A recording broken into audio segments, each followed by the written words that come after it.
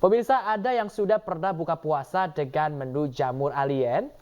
Ya, ini ada hal yang menarik ya, di mana ini ada ISSS ini menggelar buka puasa bersama pada pameran Space Food di Kampung Alien, Kabupaten Kulon Progo, Yogyakarta. Nah, seperti apa kira-kira menu jamur alien ini pemirsa? Berikut liputannya untuk Anda.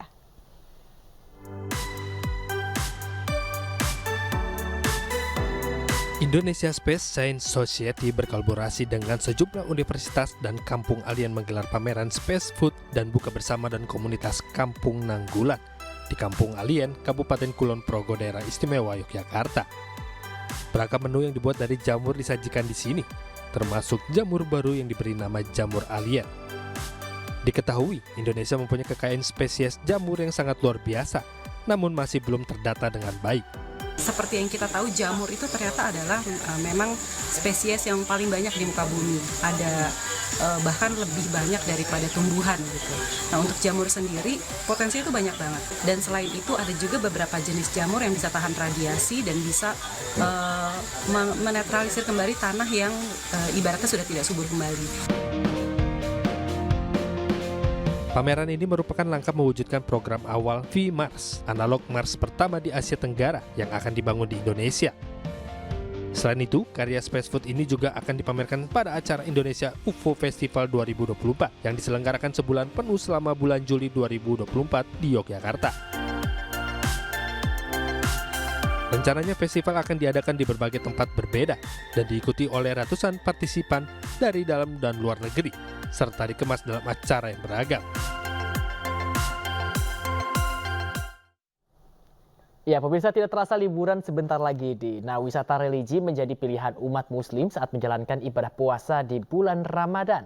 Salah satunya mengunjungi Museum Subkos Garuda Sriwijaya di Lubuk Linggau, Sumatera Selatan yang memiliki koleksi Al-Quran kuno tulisan tangan peninggalan Kesultanan Palembang Darussalam.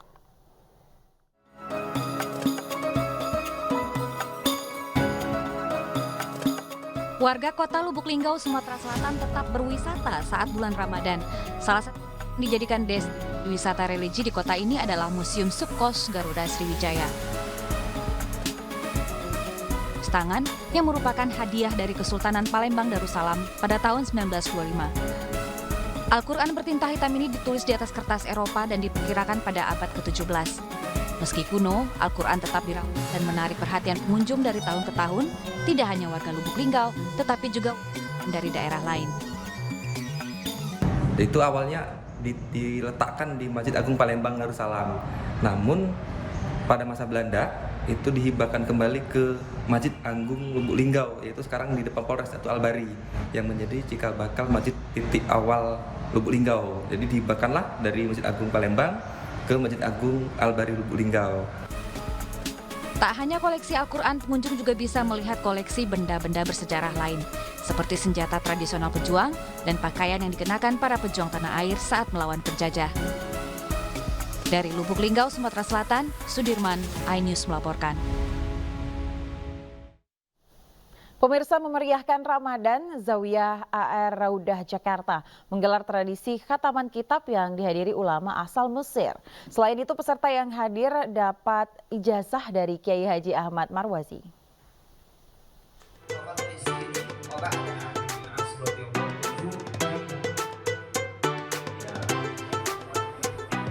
Ramadan merupakan bulan istimewa yang dirindukan seluruh umat muslim sedunia. Pada Ramadan tahun ini, Zawiyah Ar-Raudah yang berlokasi di Tebet, Jakarta Selatan menggelar khataman kitab Riyadhus Shalihin bersama Kiai Haji Ahmad Marwazi. Kitab ini memiliki keistimewaan tersendiri karena berisi hadis-hadis pilihan dan paling banyak dibaca oleh umat muslim di dunia. Kitab Riyadhus Shalihin ditulis oleh ulama besar bernama Abu Zakaria Muhyiddin bin Syaraf An-Nawawi atau yang biasa dikenal dengan Imam Nawawi. Dan itu adalah suatu kebiasaan yang berlaku di tanah Hijaz semenjak saya berada kemudian belajar di Mekah. Guru-guru kami terutama Fadilah Al-Alama Musliduddin Nasyah Muhammad Yasin ibn Muhammad Isa Al-Fadani, setiap tahun kita memang selalu mengadakan khataman Quran khususnya di bulan Ramadan. Acara ini turut dihadiri ulama asal Mesir, Syekh Dr. Salahuddin Asyami Al-Azhari. Acara kemudian diakhiri dengan pemberian ijazah oleh Kiai Haji Ahmad Marwazi kepada peserta yang hadir. Dengan sanad ini kita bisa melihat perjalanan ilmu tersebut. Dari siapa kita mengambil. Kemudian guru kita dari siapa. Jadi ilmu itu ada runtunannya di dalam pengambilan ilmu. Jadi nggak serampangan kita ngambil di sembarang orang. Uniknya, acara yang dihadiri ratusan peserta ini juga dihadiri muslimah asal Vietnam. Always a very intimate time for me because I have a chance to be with my Muslim sisters. Not, I can see them on the street, at work, but I wouldn't have a chance to see all of them gathered together in the same place like this. Diharapkan acara ini dapat menghidupkan kembali tradisi pembacaan kitab di wilayah Jakarta selama bulan Ramadan. Dari Jakarta, Ariana Karim, iNews melaporkan. Sementara itu pemirsa, Festival Ramadan yang berisi bazar UMKM, tablik akbar hingga lelang emas digelar di beberapa wilayah di Indonesia. Festival Ramadan yang digelar pada bulan suci ini salah satunya digelar di Keramat Jati, Jakarta.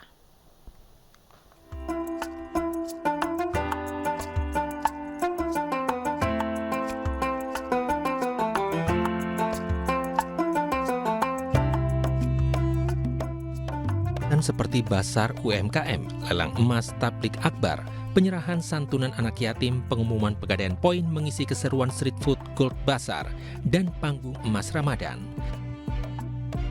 Acara tahunan yang digelar setiap bulan puasa ini bertujuan untuk memberikan pengalaman berbeda kepada masyarakat agar lebih mengenal pegadaian melalui berbagai macam acara dan hiburan yang merakyat. Acara ini kan tujuannya adalah untuk memperkenalkan produk-produk pegadaian kepada masyarakat, dan momen ini kita ambil di saat bulan puasa karena pasti masyarakat akan mengunjungi para UMKM untuk membeli jajanan puasa gitu. Nah, kita hadir di sana sekalian memperkenalkan produk, dan kita juga melaksanakan bazar pegadaian untuk dibeli oleh masyarakat umum. Kita itu ada melaksanakan penjualan barang-barang lelang yang tidak diambil oleh nasabah kita, dan kita jual secara umum di tempat terbuka ini, Pak. Bazar Ramadan yang digelar pegadaian ini disambut antusias masyarakat karena masyarakat menjadi lebih memahami berbagai produk dari pegadaian. Bagus sih sebenarnya diadain bazar seperti ini ya, karena udah gitu mas dari pegadaian itu terkenal murah-murah, udah gitu bisa dicicil juga. Jadi bagus sih acara seperti ini, sering-sering aja diadain. Bisa, karena kan mudik itu juga butuh dana ya, pastinya harus datang ke pegadaian biar buat dana untuk mudik. Street Food and Gold Basar digelar di 61 wilayah di seluruh Indonesia dengan waktu pelaksanaan mulai dari 9 Maret hingga 6 April 2024. Dari Jakarta, Rizky Ihwal, Dedi Rudi, iNews melaporkan. Ya, pemirsa, Festival Ramadan bertajuk Street Food dan Gold Bazar digelar di Banjarmasin, Kalimantan Selatan. Selain bazar UMKM, kegiatan ini juga diisi edukasi terkait investasi emas.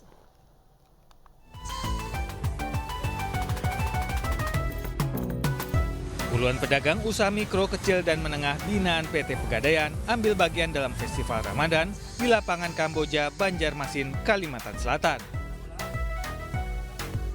Festival Ramadan yang mengusung konsep pesta rakyat ini menarik perhatian ribuan nasabah hingga masyarakat umum. Pelaku UMKM pun mengaku omset mereka meningkat hingga 3 kali lipat dari hari biasa. Kebantu kalau tiap hari jualan saya kayak begini mah bisa beli rumah cepet. Jauh Mbak, kalau ini kan orang langsung datang brek gitu, langsung banyak. Kalau di perumahan kan ya orang-orang lewat aja gitu. PO aja gitu ya. Ini kan memang event gitu. Oke. Iya bisa 3 kali lipat. Festival Ramadan yang digelar di 73 lokasi di seluruh Indonesia ini dimeriahkan dengan beragam kegiatan dan berlangsung sejak 12 Maret hingga 28 Maret 2024. Tidak hanya memberikan informasi terkait produk dan program PT Pegadaian, Ajang ini juga menjadi bentuk komitmen PT Pegadaian dalam mendukung UMKM untuk naik kelas. Festival Ramadan Pegadaian merupakan ajang silaturahmi PT Pegadaian bersama masyarakat sekitar. Di dalam rangkaian Festival Ramadan ini banyak sekali rangkaian acara yang sudah kita laksanakan. Mulai dari Basar UMKM binaan PT Pegadaian, kemudian juga kita telah menyelenggarakan rangkaian keceriaan untuk anak-anak. Selain itu telah terselenggara juga kegiatan yang sangat dinanti-nanti masyarakat, yaitu Basar Emas Pegadaian. Selain Basar Emas, kami juga memberikan edukasi kepada masyarakat bersama seminar Emas Pegadaian yang diselenggarakan di arena Festival Ramadan. Festival Ramadan PT Pegadaian ini diharapkan bisa memberikan banyak manfaat bagi pelaku UMKM dan masyarakat umum. Dari Banjarmasin, Kalimantan Selatan, Elsa Pratiwi, iNews melaporkan.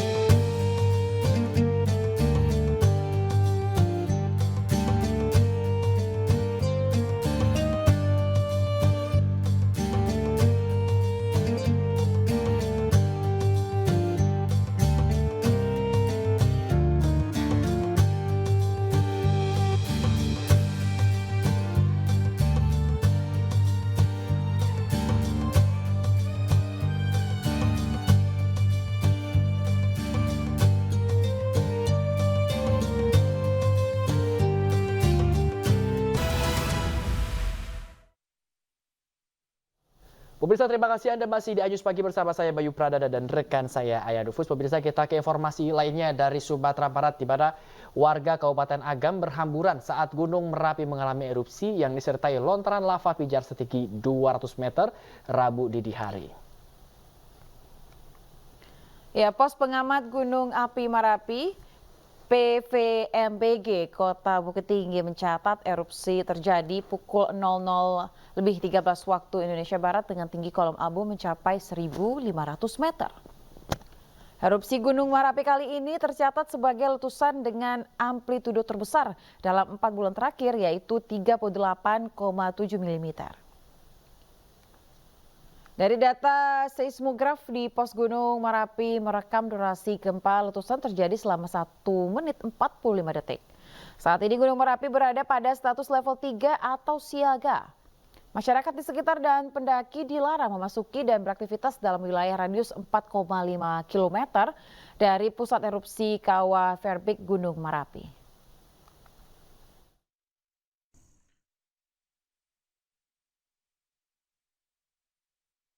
Ya, gunung itu goyang gitu, goyang berapi gitu, berapi putaran kuat. Waktu cuma ini berteriak, kami langsung ngelihat semua. Ya.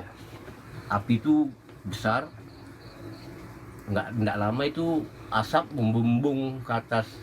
Sekitaran berapa? Sekitaran 1.500 meter lah ada. Kalau 1,5 kilo ada. Iya, kira-kira demikian. Gitu. Apinya kalau nggak salah 200 meter. Ya, ke informasi lainnya pemirsa, Kejaksaan Agung menetapkan Crazy Rich Pantai Indah Kapuk Helena Lim sebagai tersangka kasus dugaan korupsi tata niaga komoditas timah. Helena terlibat dalam pengadaan fasilitas yang berkedok penyaluran dana CSR.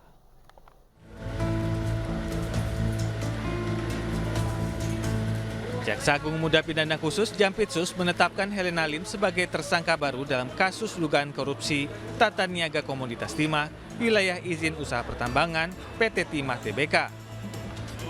Tanggapannya dong, Bu? Aduh, saya nggak tahu nih. Saya nggak tahu. Nggak salah, Bu. Sehat, Bu. Kejagung menyatakan tersangka Helena Lim selaku manajer PT QSE diduga kuat telah membantu mengelola hasil tindak pidana kerjasama penyewaan peralatan prosesing peleburan timah di wilayah PT Timah Tbk.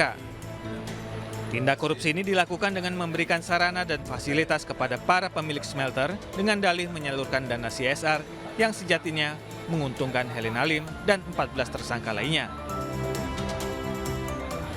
telah memeriksa 3 orang saksi, salah satu dari 3 orang saksi tersebut yaitu saudari ALN selaku manajer PT ISE.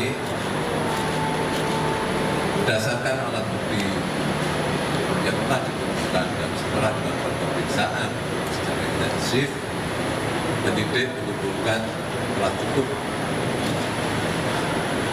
alat bukti untuk menetapkan yang bersangkutan sebagai tersangka. Selanjutnya, yang bersangkutan sudah melakukan pemeriksaan dan untuk kepentingan penyidikan kita lakukan penahanan di rutan Salemba, cabang Kejaksaan. Helena diduga melanggar pasal 2 ayat 1 dan pasal 3 junto pasal 18 Undang-Undang tentang Pemberantasan Tindak Pidana Korupsi junto pasal 56 KUHP. Akibat perbuatannya negara dirugikan sebesar 271 triliun rupiah. Dari Jakarta, Helmi Sajangbati, iNews melaporkan. Ya pemirsa, Helena Lim dikenal sebagai sosialita yang kerap memamerkan rumah dan barang mewah miliknya. Kantor dan rumah mewahnya petugas kejaksaan menemukan uang miliaran rupiah yang diduga terkait dengan kasus korupsi timah.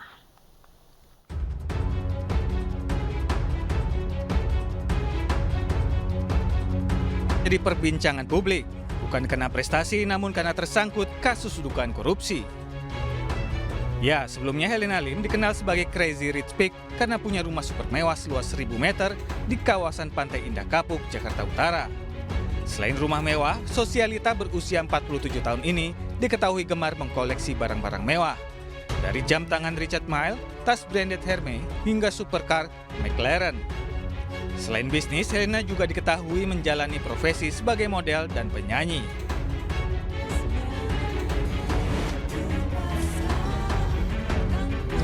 Namun sejak Helena Lim terseret dugaan kasus korupsi timah, sejumlah media sosial miliknya seperti Instagram dan TikTok menghilang dari dunia maya. Pada 2021 lalu, Helena Lim juga sempat diperiksa polisi usai mendapat vaksin COVID-19 yang diprioritaskan untuk tenaga medis di Puskesmas Kebun Jeruk, Jakarta. Akan tetapi kasus ini menghilang begitu saja tanpa ada keterangan lebih lanjut. Pada 6 hingga 8 Maret 2024, petugas Jampitsus menggeledah sejumlah tempat termasuk kantor PT SD, PT QSE, dan rumah mewah Crazy Rich Pig Helena Lim. Dari tempat ini, petugas menyita uang senilai 23 miliar dalam pecahan rupiah dan dolar Singapura. Penggeledahan ini terkait dengan dugaan tindak pidana korupsi dalam tata niaga komoditas timah ilegal di wilayah izin usaha pertambangan PT Timah Tbk tahun 2015-2022. Dari Jakarta, tim liputan iNews melaporkan.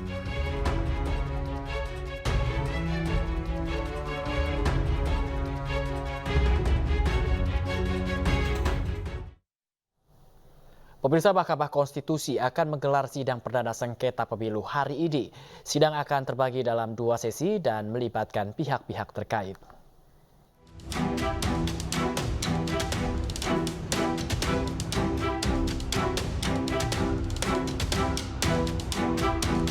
Mahkamah Konstitusi akan menggelar sidang perdana sengketa Pilpres 2024 hari Rabu, 27 Maret 2024. Hal tersebut dituangkan dalam Peraturan MK Nomor 1 Tahun 2024. Persiapan sidang telah dilakukan, termasuk komposisi hakim yang akan memimpin sidang. Mahkamah Konstitusi juga memberikan kuota kursi untuk para pemohon, yaitu 12 orang di dalam ruang sidang. Sidang terbagi atas 2 perkara, yakni pada pukul 8 pagi sidang perkara bernomor registrasi 01 yang akan dihadiri oleh Capres Anies Baswedan. Kemudian sidang akan dilanjutkan dengan agenda berikutnya, yakni perkara yang diajukan oleh tim hukum Capres Ganjar Mahfud. Yang pasti di ruang sidang dulu ya. Di ruang sidang itu kita sudah siapkan rencana persidangan besok. Besok kan ada 2 perkara ya. Pagi dulu jam 8 itu perkara 01. Kemudian siang jam 13 sampai selesai perkara 02. 02 itu nomor, maksudnya nomor perkara ya. Kemudian masing-masing pihak untuk pemohon itu diberikan kuota kursinya itu 12, ditambah kalau prinsipalnya hadir 2. Prinsipal itu calon presiden, wakil presiden. Jadi 12 itu kuasa hukum termasuk 2 juru bicara di situ. Begitu juga pihak terkait 12 kuasa termasuk jubir, kemudian prinsipalnya. Sidang sengketa akan digelar selama 14 hari sebelum akhirnya perkara tersebut diputuskan oleh Mahkamah Konstitusi. Mahkamah Konstitusi juga mengundang para pihak terkait seperti Komisi Pemilihan Umum dan Bawaslu yang juga diberikan kuota kursi di ruang sidang sebanyak 12 kursi. Dari Jakarta, Tim Liputan iNews melaporkan. Pemirsa, jelang sidang sengketa Pilpres, pengamanan di Gedung Mahkamah Konstitusi Jakarta Pusat diperketat. Ratusan personel keamanan disiagakan di lokasi. Sebanyak 400 personel kepolisian akan berjaga di Gedung MK sepanjang jalannya sidang perdana sengketa hasil Pilpres. Tembok beton dan kawat berduri dipasang di area Gedung Mahkamah Konstitusi. Sejumlah kendaraan taktis juga disiagakan. Rencananya, massa dari sejumlah elemen akan menggelar aksi untuk mengawal sidang MK.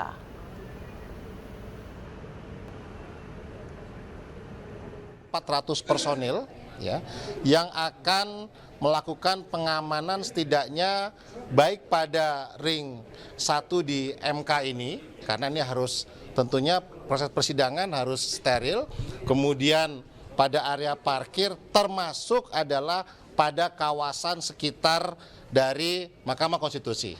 Sehingga apabila ada masyarakat yang akan menyampaikan aspirasinya ya terkait dengan proses persidangan, tentunya kami berharap bisa bekerjasama tidak melakukannya di depan MK. Kami berharap persidangan MK adalah persidangan yang khidmat, tidak diganggu oleh suara-suara mobil komando dan sebagainya, sehingga mari kita hormati bagaimana MK ini bersidang, dan kami berusaha untuk menjamin bahwa persidangan bisa berjalan, termasuk apabila terdapat aspirasi-aspirasi yang disampaikan oleh berbagai elemen masyarakat yang informasinya akan turut. Pemirsa, Tim Pembela Demokrasi Indonesia atau TPDI mendatangi Gedung Mahkamah Konstitusi Selasa siang. Kedatangan TPDI bertujuan untuk memberi dukungan kepada MK dalam mengusut gugatan hasil pemilu 2024. Selain memberikan dukungan, TPDI juga akan mengawal jalannya proses persidangan hingga putusan dibacakan.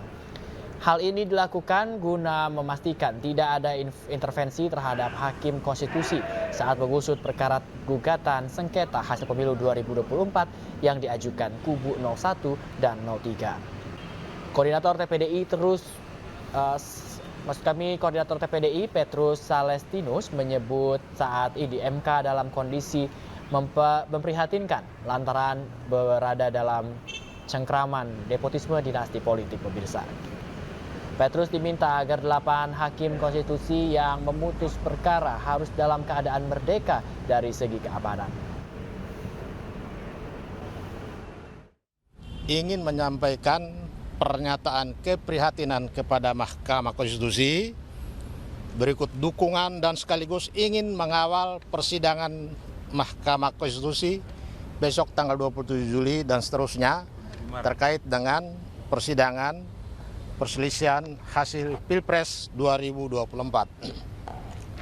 Mengapa pernyataan itu pernyataan keprihatinan?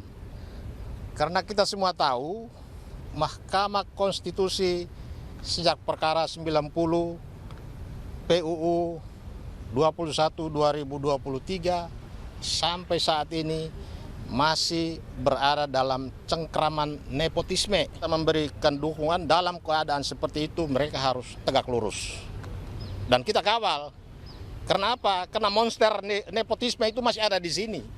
Setiap saat membayar. Aksi demo tolak budidaya kerang mutiara di depan kantor Bupati Lembata NTT ricuh. Kericuhan terjadi karena Bupati Lembata tidak ada di tempat saat massa ingin menyampaikan tuntutan.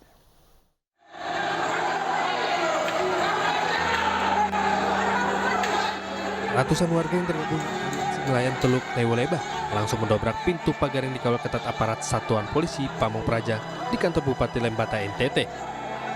Aksi ini dilakukan kedua kalinya karena para nelayan menolak kehadiran perusahaan investasi budidaya kerang mutiara, PT Mutiara Adonara di perairan Teluk Lewoleba. Masa aksi menuntut kehadiran pejabat Bupati Lembata, Mateos Tan, untuk menyampaikan tuntutan mereka. Namun Mateos tidak ada di tempat karena ada kunjungan kerja di desa lain. Mereka juga menuntut Mateos Tan menandatangani surat pernyataan penolakan yang telah mereka serahkan pada 14 Maret lalu. Dari Lembata NTT, Joni Nura, iNews melaporkan. Jangan berpihak ke kapital.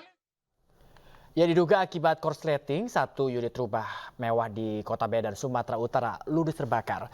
Saat kejadian, seorang penghuni tengah tertidur di dalam rumahnya dan satu unit mobil ikut terbakar. Camping dulu. Video amatir merekam detik-detik api melalap habis satu unit rumah mewah yang berada di Jalan Sehat, Medan, Sumatera Utara. Diduga kebakaran terjadi akibat korsleting listrik, kemudian menyambar atap dan menghabiskan seluruh isi rumah. Penghuni yang saat kejadian tengah tertidur pulas langsung terbangun dan sudah menemui rumahnya penuh dengan api. Petugas Dinas Pemadam Kebakaran Kota Medan menurunkan 5 unit mobil pemadam. Berjibaku selama 1 jam, akhirnya api dapat dikuasai. Sementara itu, satu unit mobil yang berada di garasi juga ikut terbakar di bagian depan. Warga bersama petugas terpaksa merusak pagar besi agar mobil dapat diselamatkan. Di dalam rumah ada satu orang. Tetapi langsung terbangun memang dia. Tetapi api sudah ada dari arus listrik. Dari atas tiang listrik ini. Tiang listrik. Tidak ada, alhamdulillah tidak ada. Tidak ada korban jiwa dalam peristiwa kebakaran ini, namun kerugian material yang diakibatkan atas kejadian ini mencapai ratusan juta rupiah. Dari Medan, Sumatera Utara, Ahmad Ridwan Nasution, iNews melaporkan. Kita beralih ke Sumatera Barat, pemirsa. Sejumlah remaja di Kota Padang ini kumpul kebo dan gelar pesta narkoba di bulan Ramadan. 4 orang pelaku diboyong ke Mapolresta Padang guna menjalani proses hukum lebih lanjut.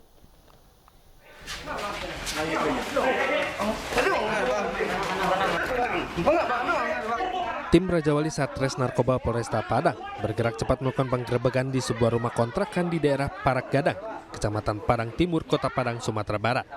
Saat digerebek, 2 orang remaja berusaha kabur namun berhasil diamankan oleh petugas.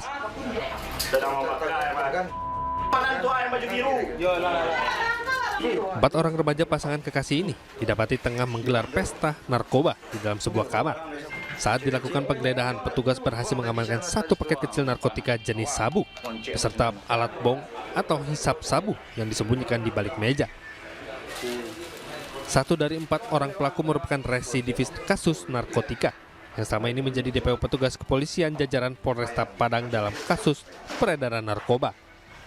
Bersama barang bukti, ke-4 orang pelaku diboyong ke Mapolresta Padang guna menjalani proses hukum lebih lanjut. Jadi semalam tim berhasil mengamankan di kosan pelaku di daerah Sipangaru, tepatnya di daerah Paragadang, dan tim berhasil mengamankan beberapa orang di sebuah kamar, ada lebih kurang 3 orang, tetapi yang menjadi tersangka cuma 1 orang, dan 2 orang lagi kita amankan karena tidak terlibat dengan hal penyalahgunaan narkotika. Atas perbuatannya, tersangka pasal ancaman hukuman minimal 5 tahun dan maksimal 15 tahun penjara. Dari Padang, Sumatera Barat, Budi Sunandar, iNews melaporkan.